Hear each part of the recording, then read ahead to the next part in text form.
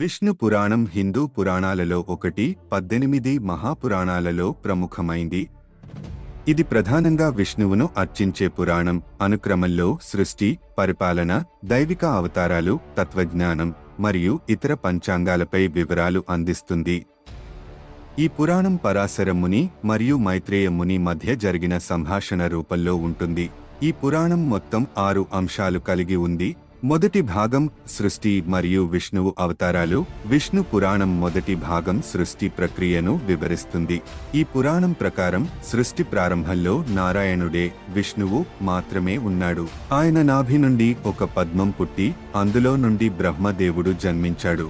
బ్రహ్మ ఈ జగత్తును సృష్టించడానికి విష్ణువు నుండి శక్తిని పొందాడు. ఆయన దేవతలు, రాక్షసులు, మానవులు, జంతువులు మరియు అన్ని జీవులను సృష్టించాడు. విష్ణువు అవతారాలలో మొదటిగా ఉన్న వరాహ అవతారాన్ని వివరించబడింది. ఇందులో విష్ణువు వరాహ రూపంలో భూమిని రక్షించడానికి దివ్య సముద్రంలోంచి తీసుకువస్తాడు. ఇది విష్ణువు యొక్క శక్తిని, ప్రాపంచిక సమత మరియు క్రమాన్ని పునరుద్ధరించడంలో చూపిస్తుంది.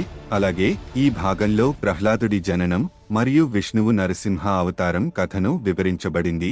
హిరణ్యకశిపు అనే రాక్షసుడిని సంహరించి ప్రహ్లాదుడిని రక్షించి ధర్మాన్ని స్థాపించిన కథ ఈ భాగంలో ప్రధానంగా ఉంటుంది. రెండవ భాగం భూమి మరియు విశ్వపు భౌగోళికాన్ని వివరిస్తుంది.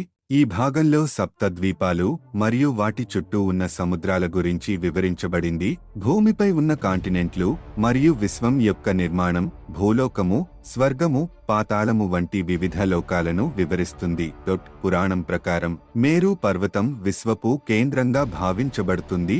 ఈ భాగంలో సూర్యుడు, చంద్రుడు మరియు ఇతర గ్రహాలు మరియు నక్షత్రాల ప్రాపంచిక క్రమంలో పాత్రలను వివరించబడింది. మూడవ భాగం వివిధ వంశాలు మరియు వారి వంశావళులను వివరించడానికి అంకితం చేయబడింది. ఈ భాగంలో సూర్య వంశం మరియు చంద్ర వంశం గురించి వివరించబడింది. ఈ వంశాల నుండి ప్రముఖ ధార్మిక నాయకులు, రాముడు మరియు పాండవులు వంటి పాత్రలు పుట్టుకొచ్చారు. ఈ భాగంలో భారతరాజు కథను కూడా వివరించబడింది. భారతదేశం భారతవర్ష ఆయన పేరుతో ప్రఖ్యాతమైంది. ఆయన జ్ఞానము, నైతికత, ప్రసిద్ధత కలిగిన రాజు మరియు ఆయన సంతానం తరతరాలుగా భారతాన్ని పరిపాలించారు. నాలుగవ భాగం విష్ణు యొక్క వివిధ అవతారాల కథలను వివరిస్తుంది. ఈ పురాణంలో దశావతారాలు ప్రాముఖ్యంగా ఉన్నాయి. 1 మత్స్య అవతారం, దుర్మార్గుల నుండి వేదాలను రక్షించడం. 2 కూర్మ అవతారం, ఈ క్షీరసాగర మథనంలో మండర పర్వతాన్ని సపోర్ట్ చేయడం. 3 వరాహ అవతారం, భూమిని దివ్య సముద్రం నుండి కాపాడటం. 4 నరసింహ అవతారం, హిరణ్యకశిపుని సంహరించి ప్రహ్లాదుడిని రక్షించడం. 5 వామన అవతారం, బలిచక్రవర్తిని ఆపివేసి దేవతలకు శక్తిని పునరుద్ధరించడం. 6 పరశురామ అవతారం, ఈ క్షత్రియ రాజులను నాశనం చేసి బ్రాహ్మణుల పరిపాలనను స్థాపించడం. 7 రామ అవతారం, ఈ రావణుడిని సంహరించి ధర్మాన్ని స్థాపించడం. 8 కృష్ణ అవతారం, మహాభారతంలో కీలక పాత్ర పోషించడం మరియు భగవద్గీతను బోధించడం. 9 బుద్ధ అవతారం, కొన్ని వేరియంట్లలో బుద్ధుడు విష్ణువు అవతారంగా గుర్తించబడతాడు, అహింస మరియు దయను బోధించడం. 10 కల్కి అవతారం, ఈ అవతారం ఇంకా రానిది, కలియుగం ముగింపులో అవతరించి దుర్మార్గులను నాశనం చేసి ధర్మాన్ని పునరుద్ధరిస్తాడు. 5వ భాగం కృష్ణుడి కథ. ఈ భాగం ప్రధానంగా శ్రీకృష్ణుడి జీవితానికి అంకితం చేయబడింది. కృష్ణుడు కంసుడి జైల్లో జన్మించి గోకులం మరియు బృందావనంలో తన బాల్యం గడిపి అనేక చమత్కారాలను, గోవర్ధన పర్వతాన్ని ఎత్తడం, కాళీయ సర్పాన్ని శిక్షించడం వంటి కార్యకలాపాలను చేశారు. ఈ భాగంలో కృష్ణుడు మహాభారతంలో చేసిన పాత్ర, ముఖ్యంగా భగవద్గీతలో అర్జునుడికి ఇచ్చిన మార్గదర్శకత్వం గురించి కూడా వివరించబడింది.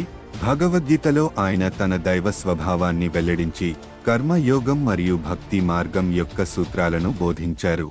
కృష్ణుడి జీవితం దివ్య లీల మరియు లోకానికి తాత్విక జ్ఞానం మధ్య సమత, ప్రపంచీయ బాధ్యతలు మరియు ఆధ్యాత్మిక జ్ఞానాన్ని వివరించే ఒక ఉదాహరణగా నిలిచింది.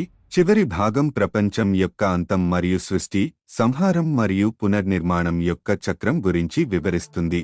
కాలం మరియు విశ్వం యొక్క చక్రం మరియు కాలి యుగం గురించి చెప్పబడింది. కాలి యుగం ధర్మహీనత మరియు అవినీతి యొక్క కాలంగా ఉండి చివరకు ప్రపంచం నాశనం అవుతుంది.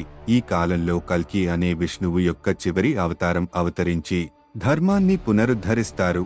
ఇది సత్య యుగం అనే ధర్మం మరియు సత్యం యొక్క కొత్త కాలానికి ప్రారంభం అవుతుంది. మోక్షం, సంసార బంధాల నుండి విముక్తి మార్గాన్ని కూడా ఈ భాగంలో వివరిస్తారు.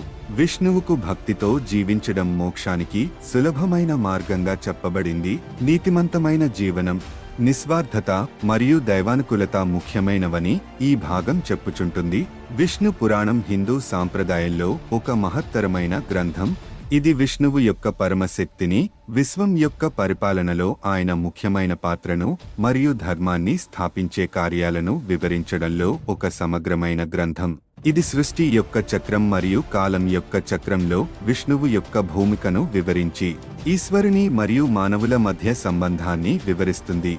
ఇది నీతి మరియు ఆధ్యాత్మిక మార్గంలో పాఠాలను అందిస్తుంది మరియు విష్ణువు యొక్క భక్తులకు నిత్య జ్ఞానానికి మార్గదర్శకంగా నిలిచే గ్రంథం. ఈ పురాణం మానవ జీవితంలోని ధర్మ, కర్మ మరియు భక్తి యొక్క ముఖ్యతను వివరించి దైవానుగ్రహం ద్వారా మోక్షాన్ని సాధించడంలో ఉపకరిస్తుంది.